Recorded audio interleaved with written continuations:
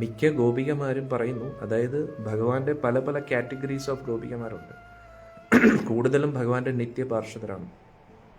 ആ ഗോപികമാരും അവരുടെ ശരീരമായിട്ട് വ്യത്യാസമില്ല. പക്ഷേ ഭൗതിക ലോകത്തിൽ നിന്നും ചില വ്യക്തികളും ഗോപികമാരായിട്ടുണ്ട്. അന്നേരം അവർ ശരീരം വീട്ടിൽ തന്നെ കിടക്കും. അവരുടെ ശരീരത്തിൽ നിന്നും ആത്മാവ് ഇറങ്ങിപ്പോയിട്ടാണ് രാസലീലയിൽ പങ്കെടുക്കുന്നതെന്ന് പറയും. കാരണം ഭഗവാൻ ആത്മീയമാണ്, ഗോപികമാരും ആത്മീയമാണ്.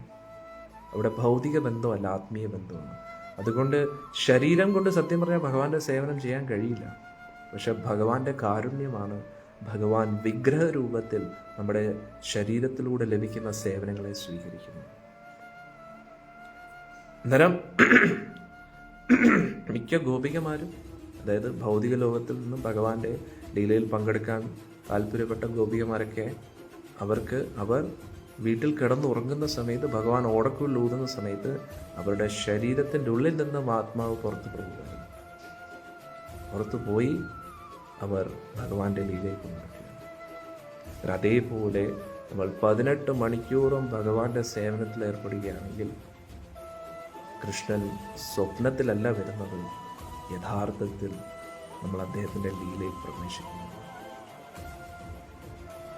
കൃഷ്ണൻ അറിയാം നമ്മൾ എങ്ങനെ കൊണ്ടുപോകും. നമ്മൾ ഇമാജിൻ ചെയ്യേണ്ട ആവശ്യമില്ല. ഇനി അഥവാ അങ്ങനെ നടന്നാലും ദൈവം ഇത് ആരോടും പറയുന്നു. അവരൊന്നും വിശ്വസിക്കത്തില്ല, പിന്നെ നമ്മുടെ അഹങ്കാരം കൂടുകയും ചെയ്യും.